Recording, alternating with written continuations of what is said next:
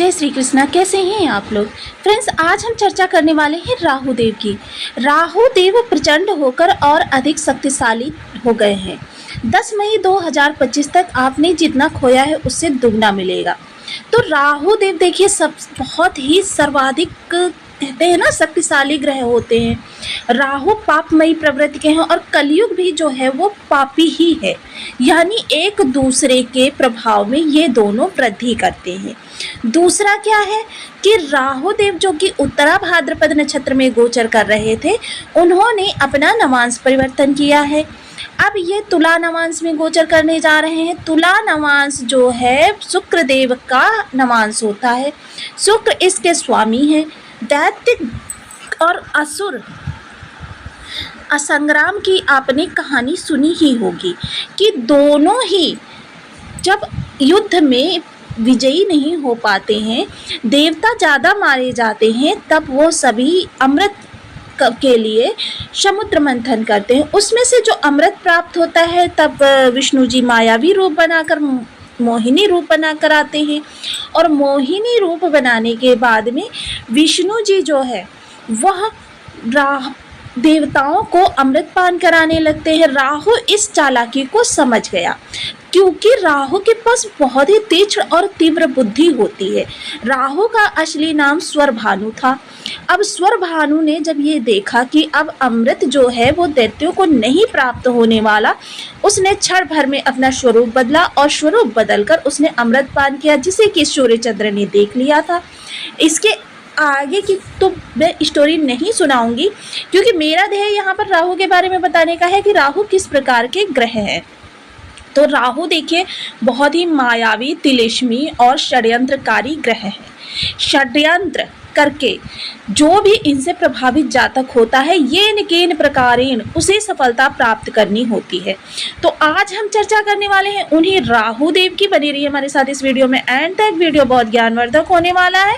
यदि आपकी लग्न में 10 नंबर बना हुआ है तो ये राशिफल आपके लिए। यदि कुंडली में कहीं भी चंद्रमा के साथ 10 नंबर बना हुआ है तो भी ये राशिफल आपके लिए। कुंडली ना होने की स्थिति में आप इसे नाम राशि से भी देख सकते हैं।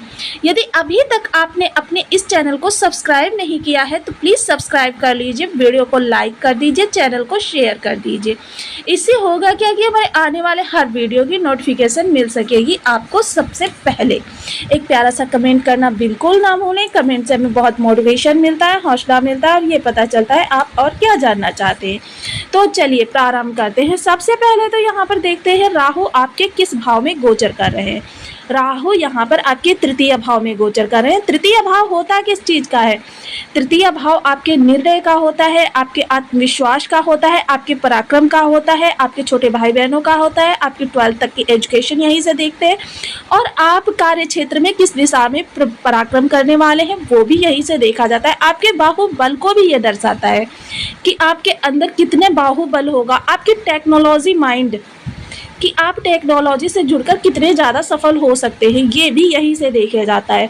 तृतीय भाव में जब भी राहु होते हैं, जो लोग भी टेक्नोलॉजी से जुड़े हुए होते हैं, जो लोग भी मॉडलिंग, एक्टिंग, थिएटर या किसी इसी तरीके के कार्यों में, जैसे कि सोशल मीडिया पर भी एंकरिंग आजकल होने लगी है, इन चीज़ों से जुड़कर बहुत ही प्रसिद्धि प्राप्त करते हैं। अब चूंकि ये शुक्र के नवांश में गोचर कर रहे हैं, शनि के नक्षत्र में गोचर कर रहे हैं, तो आपको करना क्या है? देखिए सबसे पहले तो ये जो भी इस तरीके के कार्य करते हैं उनको बहुत अच्छे प्रभाव देंगे। वर्तमान समय में जो लोग भी किसी भी तरीके से सौंदर्य प्रसाधन की चीज़ों से जुड़े हुए हैं, किसी तरीके की फूड इंडस्ट्री से जुड़े हुए हैं, मैनेजमेंट से जुड़े हुए हैं, होटल मैनेजमेंट से जुड़े हुए हैं, रेडीमेड गारमेंट्स का कारोबार करते हैं, उन लोगों के लिए बहुत ही उत्तम समय का निर्माण कर रहे हैं। तो देखिए राहु जो है शक्तिशाली होते हैं।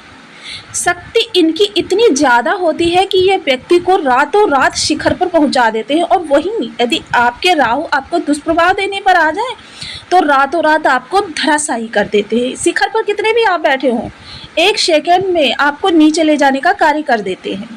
अब तृतीय भाव में बैठकर यह आपकी दिशा को देखिए बहुत ही ज़्यादा दिग्भ्रमित कर रहे थे, किंतु शुक्र के प्रभाव में आ जाने के कारण अब क्या है, शुक्र इनके दैत्य गुरु होते हैं। अब दैत्य जो है कुछ भी अच्छा ना करते हों, किंतु उनकी दृढ़ निश्चय शक्ति और आदर भावना, ये दोनों ही चीज़ें बहुत ही अच्छी होती हैं। जिसका ये आदर करते हैं, दिल से करते हैं, नहीं करते हैं तो बिल्कुल नहीं करते हैं। तो अब शुक्र जो कि इनके गुरु होते हैं, उनके जब ये प्रभाव में होंगे तो आपके लिए बहुत ही अच्छा करेंगे। यानी कि आप किसी भी क्षेत्र में हैं, किसी भी लाइन में हैं, किसी भी कार्य को कर रहे हैं, एजुकेशन कर में हैं, आपको ये इस समय पर बहुत अच्छे प्रभाव देंगे, आपको सफलता प्रदान कराएंगे। अब देखिए इनकी दृष्टियां भी 3 होती हैं। देखिए वैसे तो राहु की दृष्टियां जो होती हैं विच्छेदात्मक होती हैं, किंतु यहाँ पर अब आपके लिए शुभता दिखाई देगी। राहु की पंचम दृष्टि जो पड़ेगी वो आपके दाम्पत्य भाव पर पड़ेगी। तो इस समय पर जो लोग भी व्यापार से जुड़े हुए हैं किसी भी तरीके से, उन लोगों के लिए बहुत अच्छा समय है, क्योंकि राहु क्या है, आपको बहुत ही चतुर, चालाक, टेक्निकल माइंड दे देते हैं कि आप स्थिति को, गंभीरता को समझकर उसके अनुसार अपने कार्यों में फेरबदल। राहु परिवर्तन का भी दूसरा नाम है। देखिए परिवर्तन इस समय पर आपके लिए बहुत ज़रूरी हो जाता है कि अगर आपके कार्य में कोई प्रगति नहीं हो रही है तो आप उसका अवलोकन करें कि प्रगति क्यों नहीं हो रही है, तो उसमें फिर आपको फेरबदल करना चाहिए। अगर कार्य आपका परिवर्तन नहीं दे पा रहा है तो आपको कार्य को बदलना चाहिए, क्योंकि अहीर बुधन्या जो कि उत्तरा भाद्रपद के स्वामी होते हैं, उनका भी यही कहना है। उनकी जो आकृति है वो मृत्यु शैया से निकलकर प्राण दूसरे शरीर में प्रविष्ट होने तक की आकृति है।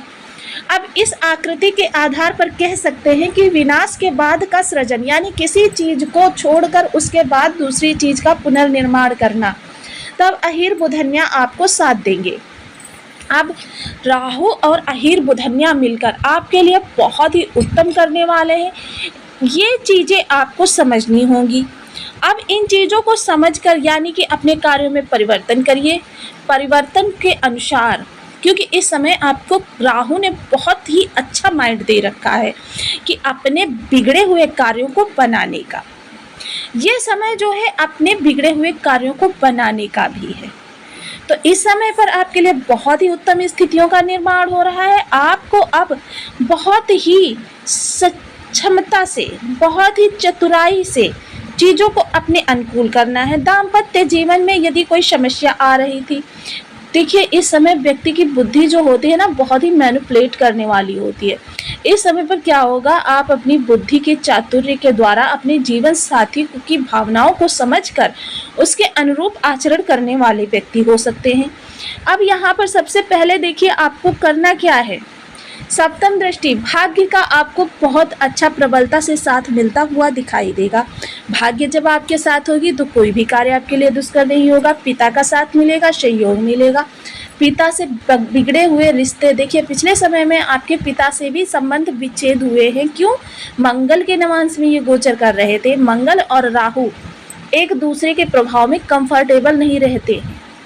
अब मंगल के नवांश में गोचर करने के कारण आपके पिता से भी थोड़ी सी अनबन की स्थिति बनी है। अब इस स्थिति से आप निकलेंगे। नवम दृष्टि जो जाएगी वो आपके लाभ भाव पर जाएगी, तो लाभ के लिए आपकी बहुत उत्तम स्थितियों का निर्माण करेंगे। लाभ इस समय पर आपका बढ़ा हुआ इच्छा पूर्ति योग जो बना हुआ है, उस इच्छा पूर्ति योग के द्वारा आप इस समय पर अपनी कई ऐसी आंतरिक इच्छाओं की पूर्ति कर पाएंगे जो इच्छाएं अभी तक आपको परेशान कर रही थी। तो यदि आपको हमारी दी हुई जानकारी अच्छी लगती है, देखिए जिनकी कुंडली में राहु दुष्कर भाव से बैठे हुए हैं उनको इसके निगेटिव परिणाम ही प्राप्त होंगे। तो उसके लिए राहु के उपाय करें। राहु देव को प्रसन्न करने के लिए सबसे पहले आपको राहु की बीज मंत्र का जाप करना चाहिए। ओम राम राहवे नमः।